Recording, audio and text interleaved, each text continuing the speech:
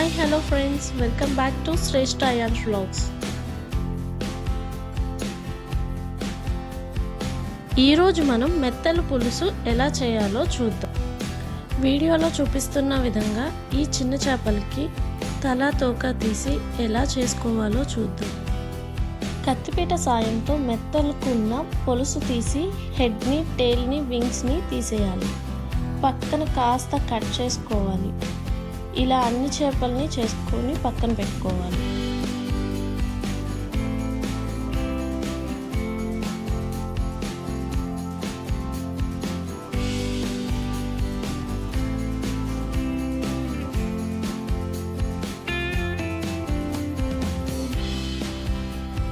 నీసు స్మెల్ పోవటానికి కొంచెం సాల్ట్ వేసుకుని బాగా మిక్స్ చేయాలి.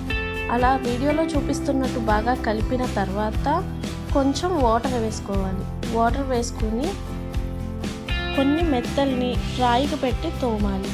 అలా తోమటం వల్ల వాటికున్న కాస్త జిగురు కూడా పోతుంది.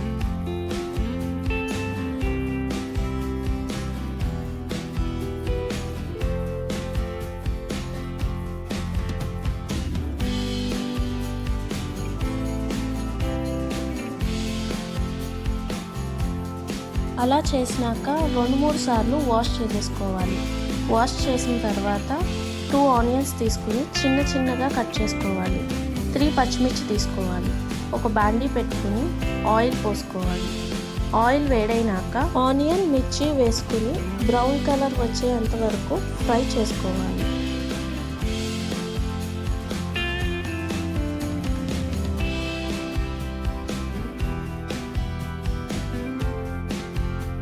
అలా బ్రౌన్ కలర్ వచ్చినాక 1 స్పూన్ అల్లం పేస్ట్ వేసుకొని అది పచ్చివాసన పోయేంత వరకు ఫ్రై చేసుకోవాలి.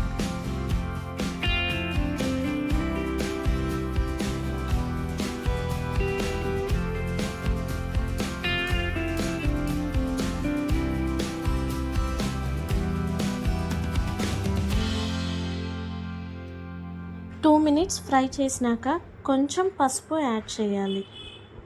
1 మినిట్ తర్వాత మెత్తలను వేసుకోవాలి. మెత్తలు వేసుకుని బాగా కలిపేయకుండా కొంచెంగా కలపాలి. ఎక్కువగా కలిపితే మెత్తలు అనేవి ముక్కలుగా అయిపోతాయి. అలా కాకుండా కొంచెంగా కలుపుకోవాలి. 5 మినిట్స్ మగ్గినాక తగినంత సాల్ట్, కారం 2 స్పూన్స్, 1.5 గ్లాస్ వాటర్ వేసుకోవాలి.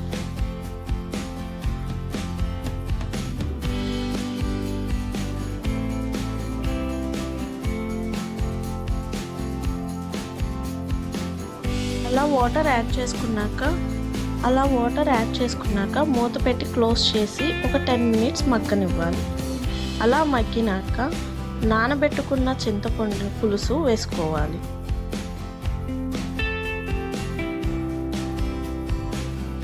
చింతపండు పులుసు వేసుకున్నాక మళ్ళీ క్లోజ్ చేసి ఒక 5 మినిట్స్ మగ్గనివ్వాలి. లాస్ట్లో కొంచెం ధనియాల పొడి యాడ్ చేసుకోవాలి.